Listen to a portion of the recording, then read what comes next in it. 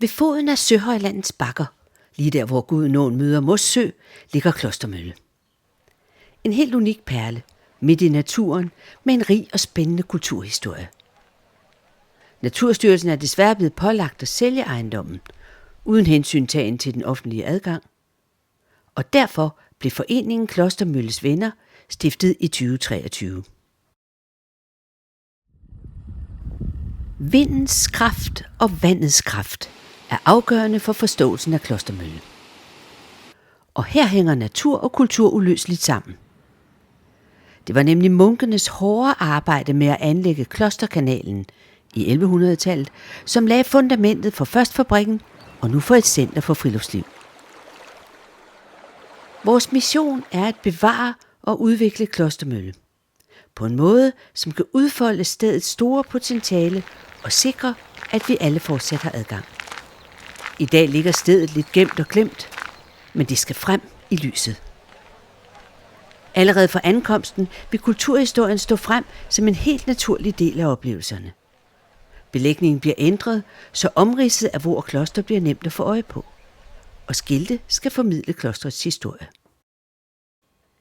Industrialiseringen kom til Klostermølle i 1872, men papfabrikken, som kom til at ligge her, brændte ned i 1974, og i dag er det svært at fornemme, hvordan fabrikken engang så ud. De gamle fabriksbygninger skal markeres med forskellig belægning, så man umiddelbart kan fornemme deres størrelse og sammenhæng. Lang, smal og høj. En mellemting mellem en katedral og en maskine til vindtørring af pap. Sådan kan man beskrive Klostermølles mest markante bygning, den 90 meter lange tørrelade. Slots- og Kulturstyrelsen siger, at oplevelsen af den lange bygnings form og geometri kan styrkes ved at fjerne nogle af tilbygningerne.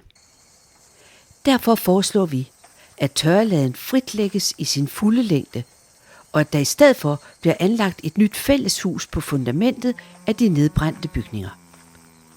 Klostermølle mangler et sted, hvor mange kan samles under tag.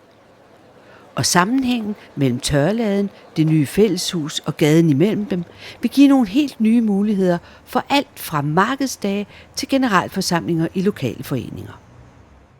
Alle skal have mulighed for at bevæge sig igennem tørreladen og opleve det fantastiske rum, som får udstillinger, kunst og formidling.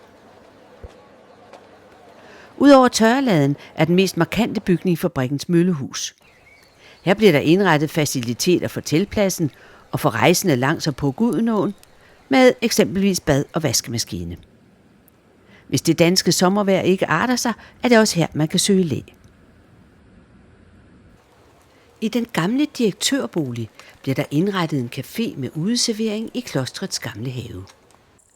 Staldbygningen skal huse foreningen Natur og Ungdom og de lokale naturvejledere. Og i vognporten skal der være naturskole med adgang direkte til det fri. Vi håber, at I kan forstå vores begejstring for Klostermølle, og at I kan fornemme stedets store potentiale. Og derfor håber vi, at I vil hjælpe os med at kæmpe for stedets fremtid som et imødekommende sted for alle. Scan QR-koden i hjørnet og bliv medlem. Jo flere vi er i Klostermølles Venner, jo større er chancen for, at Klostermølle bliver levende igen. Det I her har set og hørt er Klostermølles Venners vision.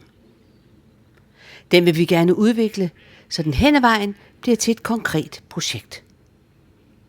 Udviklingen skal naturligvis ske i samarbejde med brugere og myndigheder og i respekt for naturen og kulturhistorien.